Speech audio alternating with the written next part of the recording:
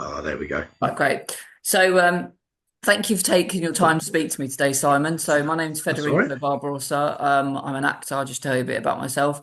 Yeah. I've received quite a lot of homophobic abuse in the last couple of months, actually. And Right. I had it about a month ago where I was on the seafront with my friend, and she basically had to intervene because the guy was basically going to beat me up. First of all, he thought that I was with Right. her.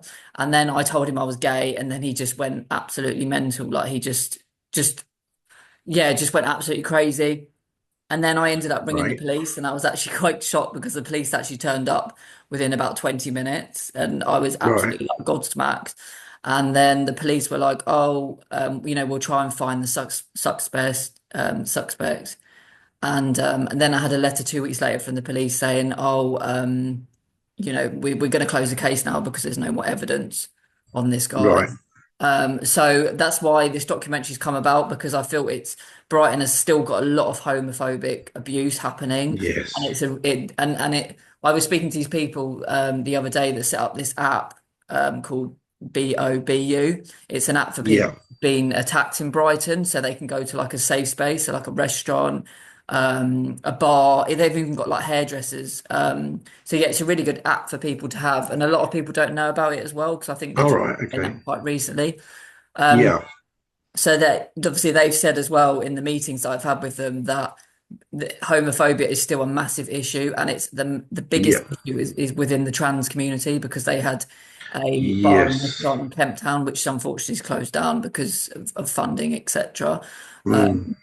The gay scene is sort of going that way, isn't it? Sort of it's starting to yeah, it's hard times for everybody at the moment. I think for every Yes. single Yes, it is. community. I think. Unfortunately. So yeah, that's why I made this, want to make this documentary, and I'm really passionate about getting this out to the world or the UK that homophobia is still really rife in Brighton and Hove. Yeah. Unfortunately. Yeah, exactly. So I'm just going to ask you a few questions. So tell me your name, age, location, and tell me a bit about yourself, Simon. Okay. Well, I'm Simon. I'm 50. Live in Hastings. Although in Brighton a lot. Obviously, I'm season ticket holder at the Amex. I've got a brother who lives in Brighton as well. So I'm obviously in the city quite a lot anyway. Um, I'm the vice chairman of, or vice chairperson of Proud Seagulls. So myself and Stuart, uh, how come I forgot his surname? But myself and Stuart, so set it up about 5 years ago. We're now affiliated with the club, so we're now official um, LGBT supporters club Yeah. for Brighton Hove Albion. Obviously, our aim was to try and highlight obviously homophobia, try and highlight the issues for the LGBT community in watching football. Um, I mean, obviously, we get the singing, the chants. We shouldn't have to accept it, but a lot of time, especially if it's a generic thing, I just let it go. But as I said to you the other day, when I got personal homophobic abuse at the ground, that really, really annoyed me. I was then had to be held back. Basically, it was about three or four Southampton fans. It must have been about, it was before COVID, so it's probably about 4 or 5 years ago. Um, Match had finished. They were walking past. They saw Proud Seagulls on the back of my shirt, pointed that out, said Proud Seagulls, laughed, then started singing some, I can't remember what it was, but Mhm. basically homophobic songs. It really annoyed me because I heard the conversation and I knew that was directed at me personally rather than 25,000 Brighton fans. Um, my friends that were with me also heard it. They saw my face and I was absolutely fuming. I was Mm. going to go over and have a word with them. They held me back because they knew that probably would have started something that I didn't want to do. Anyway, they walked off laughing. We went and told the police. By that point, they'd already like gone sort of good 100 yards or so down the road. Mm. They said, "Well, thank you for your report. We'll let other officers know, and they will basically they will just keep an eye out, and that was it. But at that point, I was in a very, very bad place mentally anyway, and that pushed me right over the edge. And I actually very nearly took my own life. God, that's horrible. I'm Just sorry from to that, hear that. there was lots of other things going on as Yeah, well. It wasn't just yeah. that, but that was the final straw. And I'm on lots of medication, very strong painkillers, and I googled how to basically end my life with the tablets I've got. And then the next morning, I thought to myself, what am I doing? Why did I do Mm. that? Yeah, And it's it because, horrified me to do yeah, it. exactly. Yeah. So I then got out of it, got therapy, and I then actually became a Samaritan after it. I had to stop it after a while because it was not helping my own head anyway. But I thought if I can help myself, I can then help others as well. Yeah, exactly. And Um, it's good that you've got that, you've got that experience. That was the first yeah, question. How did you feel after the homophobic attack? angry. Um, Disappointed as well. Disappointed that people in this day and age still do that. I mean, I get some of the football stuff. I mean, a lot of people don't understand. Certainly, other football fans the difference between banter and going too far, Yeah, banter and absolutely. homophobia, Yeah. and obviously a lot of it is just way too far. However, as I said earlier, a lot of the time I just accept it because it. I've been a Brighton fan since 1988, and I know we shouldn't, but the things like, does your boyfriend know you're here and things like that, I just, yeah, whatever. Yeah, but at the end of the day as well, you shouldn't have to feel threatened No, exactly, in your exactly own that. town, in your Shouldn't own have to. community, Yeah, exactly where you that's go and it. love football. But You should be proud for who you are at the end of the day. yeah, My yeah, next question was, exactly. have you heard of the app BOBU in Brighton? The one I No, I haven't. Oh, okay, so that's interesting. So that was set up. They basically self-funded, and that's an app that you can download. It's on the App Store, and that's for Right. people that can go to like a safe space. So like for homophobia that have been attacked or Ah, they right. Okay. feel Yep. like threatened. So they've got like a little sticker in the window, so Ah, you're within a safe space, so you can right. Okay. um go and sort of seek help if that makes sense. If you're in any Yeah. danger whatsoever. Do you feel supported by the emergency services after the homophobic attack? Um, yes, because there wasn't, I mean, at that point, there wasn't really that much they could have done because of like how far they'd gone down anyway.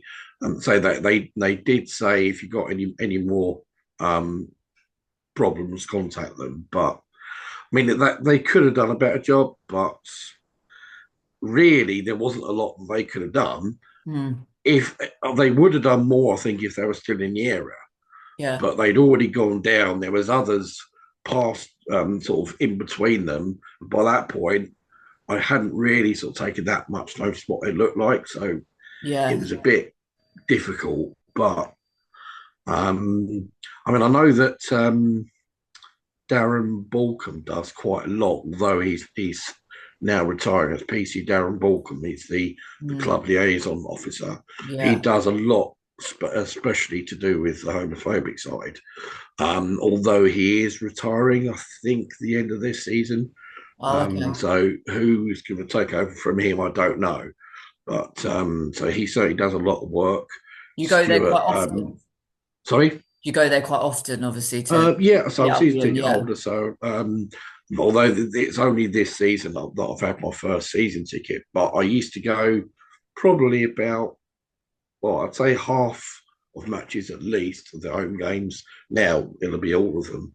Yeah. Um, so yeah, I go there quite a lot. I'm not in like the city that often.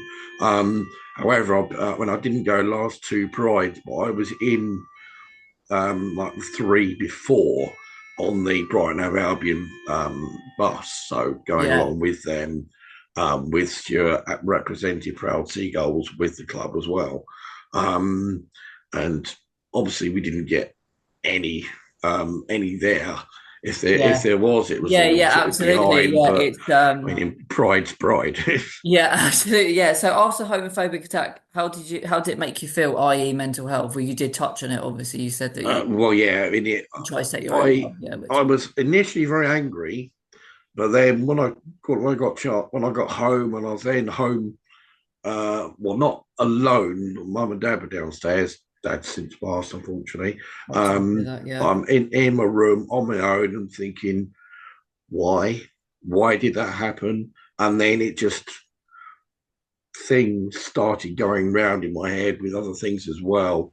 And it just made me feel so low. Mm, I'm like, how dare they do yeah. that? How dare they say that to me? Um, it was because it was personal, because I've received it at football before, and I just shrug it off. I shouldn't have to, but I just shrug it off because it's directed at Brighton fans in general. It's when it's directed to you personally, it's a completely different matter, and that's what really got to me, and it really made me feel so low that, as I say, with other things going on, it made me Google how to end my own life, Awful, absolutely awful. which horrified me that I could even think that way.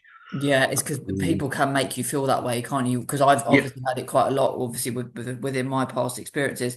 What do yeah. you think could be improved after the homophobic attack, i.e., sort of like support groups, etc., for people that have been Um, homophobic attacked in yeah, Brighton? definitely Right. support groups. Yeah, although I mean, I didn't really um, make it that common knowledge, but I mean, I spoke to Stuart, who helped me a lot, and obviously my friends that were with me helped as well. I saw Um, it was in the media. This is how I came across it because I did a bit of Googling. right. And it came across obviously saying there was homophobic abuse at a Brighton match.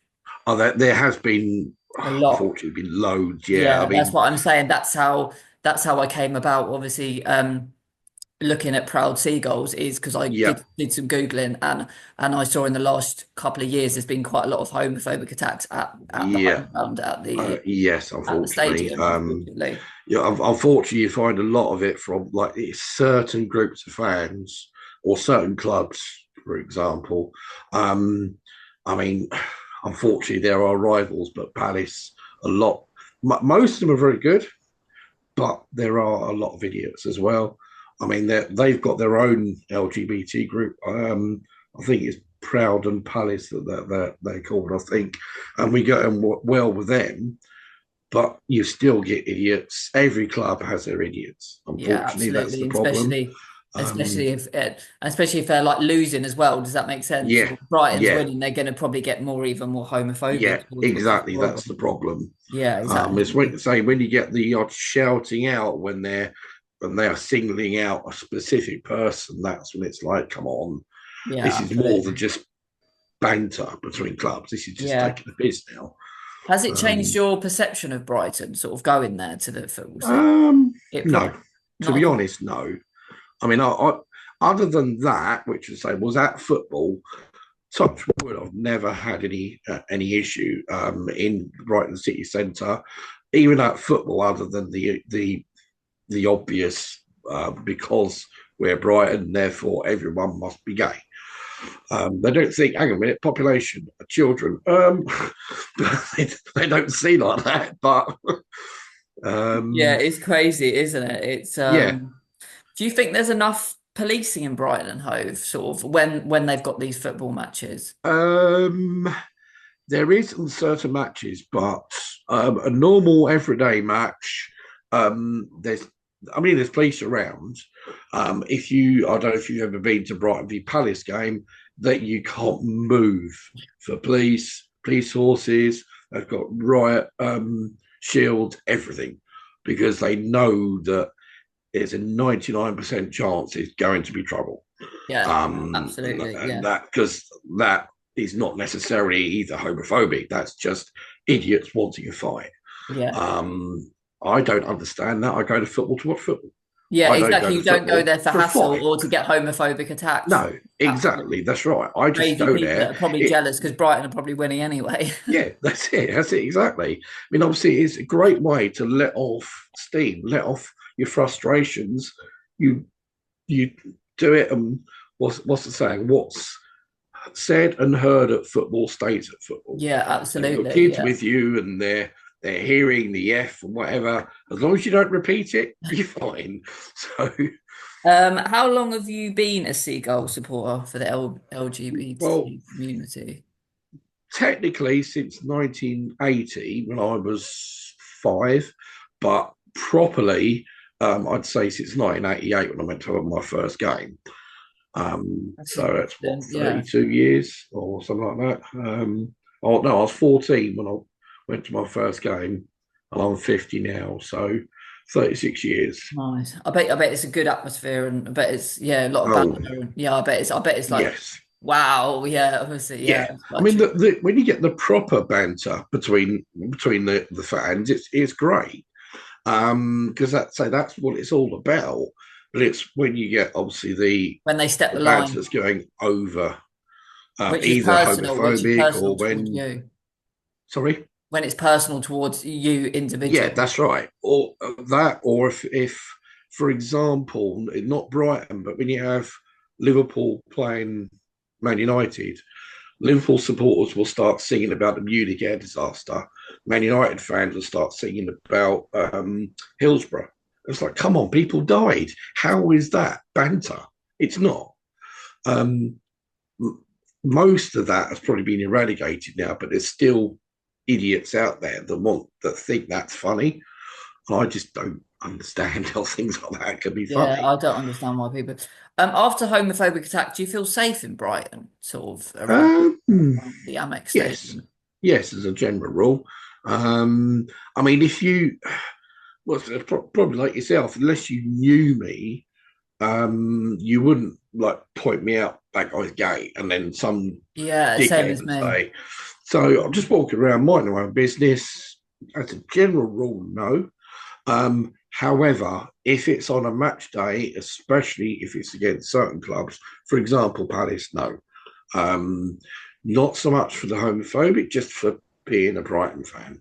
And there are idiots out there who just want to start a fight for no reason because you're a Brighton fan. Well, this is it, same as Um, me. I was out in Brighton. I had like a pride thing on the back of my t-shirt, and this guy was yeah, really rude to me and calling me four eyes and gay and all this stuff. And that's another right. reason why this documentary's come about is because I still get it on social media a lot. So when I go live Yes, on TikTok, um, TikTok lives, I get Pufter, gay boy, just horrible stuff. And it makes me, like yeah, I said to the people the other day, it makes me not want to go on live. Does that make sense? And yeah. it makes me I mean, depressed, makes me want to hide away. It gives me bad anxiety. I don't think people mm, understand what they actually say to people does actually really affect them. oh yes, definitely. Well, I've had it on Twitter or X, whatever they want to call it now, on Facebook, certainly in football banter groups. Um, Again, because you're a Brighton fan, you must be gay. So you'll get comments from certain fans, and now say whatever. Mm. The issue is you report them to Facebook, and you'll come back with a we saw nothing wrong. There was nothing wrong with that. I told I actually replied to one and said, "Fuck off, you homophobic cunt," and I got banned for 3 days. He got nothing. I was like, "Oh Yeah, I've come had that on, before. It's weird, isn't it? That yeah," they're the ones because that I get away called with him. it, and then you get the Um, ban. It makes no sense yeah, whatsoever. that's right. He was the one that was doing all the homophobia. I retaliated because I got pissed off and I got banned for it. I was like, "Oh come on, Yeah, it makes no sense. So no."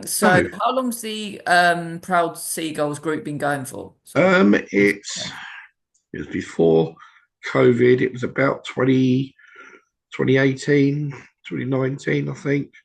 Um, yeah, it must be about that. We've been affiliated with the club for 2 years, 3 years, I think, where we've been officially part of the Mm. main supporters club, um, where the club accepted us as an official supporters group. Um, Stuart liaises with the club a hell of a lot, and I mean, there's a proud Seagulls flag going up that's going to be put, I think, in the southwest corner, Oh, interesting. with the LGBT flag as well. We always get involved on Rainbow Laces Day, so they ask us to join them, usually on the pitch, waving flags or holding the flag. Um, so I've been on the pitch a couple of times with them. They've invited us again. I think I think it's in about 2 or 3 weeks for the next one. So it's always very good. We got invited up to Arsenal. This is the first season we're in the Premier League by Gay Gooners. They had Matt Lucas doing a speech on the pitch. We then had, or before that, we met up with Matt Lucas. It's actually on telly. If I can find the link, it's on BBC website. I'll email it to you. And there's about a 2 or 3 minute interview with Matt Lucas, with Stuart, and it shows me saving a penalty from Matt Lucas as well. We had a penalty shootout and we won 2-0. I saved all 5 penalties and scored both of us. So, which is brilliant. That sounds quite funny, actually. Yes, it So, was. why do you think they shouted homophobic abuse directly at you? Why do you think? Because they were dickheads, to be perfectly honest with you, because they were clearly not educated and clearly thought it was funny and clearly thought, oh, it's not going to affect him or something like that. It's just banter. But it wasn't just banter. Wasn't like that to me, that's for sure.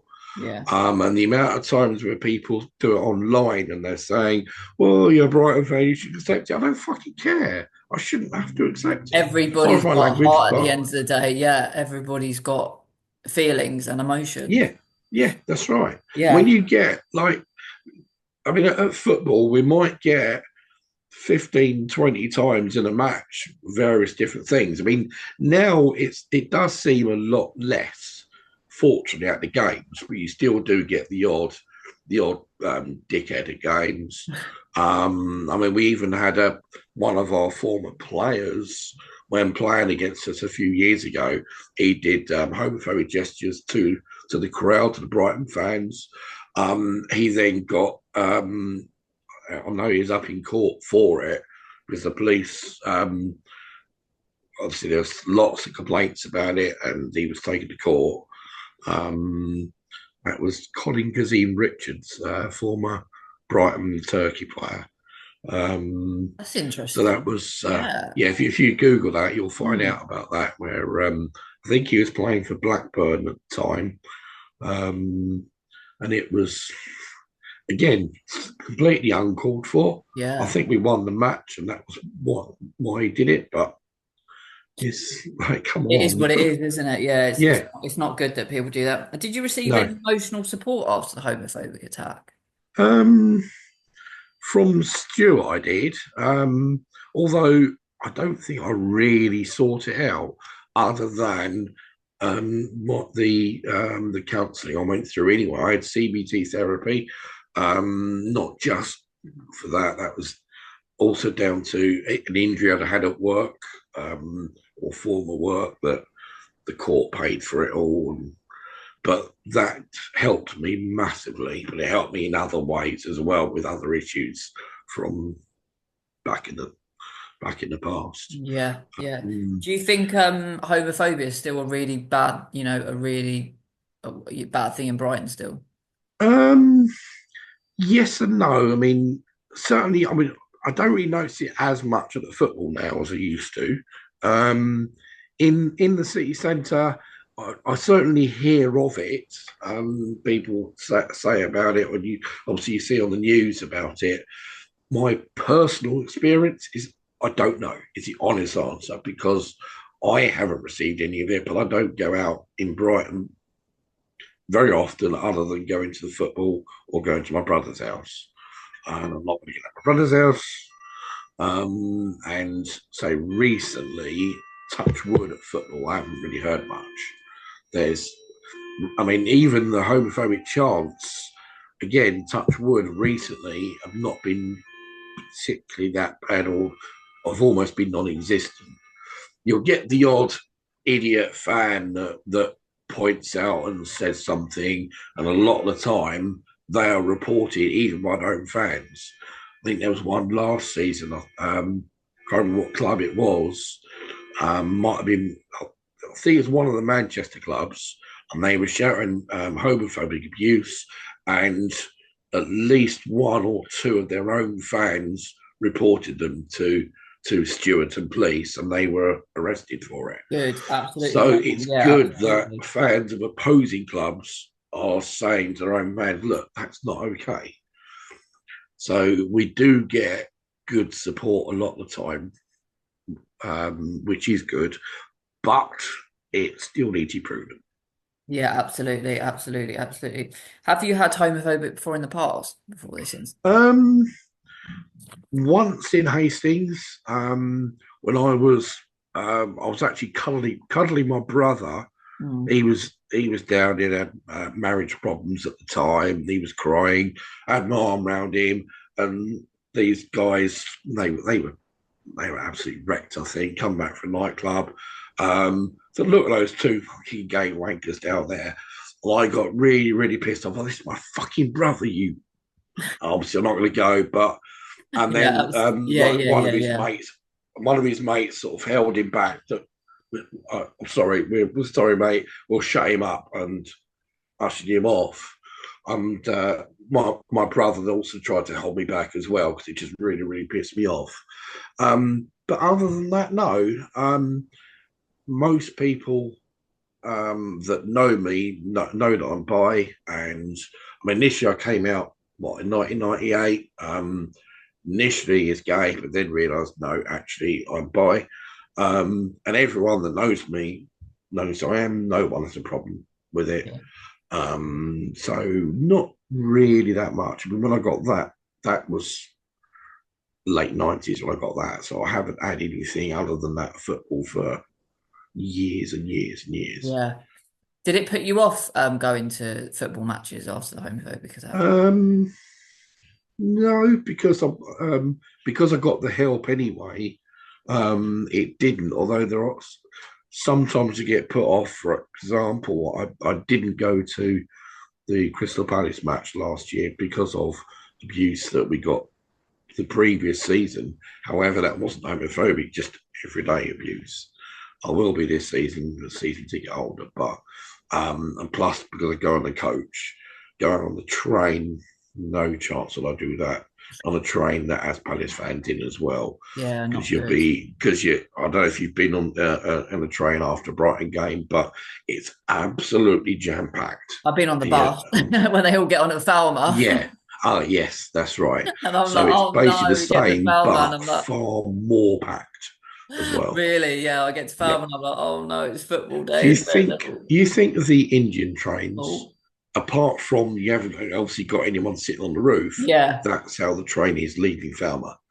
It's literally you cannot move. You're like sardines in there. But that's everything. All the questions that I had for you really today, Simon. Thank you very much for speaking to me. And that's all right. We'll go from there and I'll talk to you soon. Okay. Brilliant. If you get anything else or know anybody else, and let me know. That'd be great. Yeah. Okay. It's probably worth having a word with Stuart as well. So Stuart, obviously, is the chairman of Brown Seagulls. Yeah. And he does so much work to try and obviously eradicate homophobia from the game. He's a brilliant person to speak to. That's great. That's so great. If you look under the admins on there. Yeah, absolutely. Thanks very much for taking the time to speak to me today. That's all right. No worries. Take care. All right. Cheers. Bye.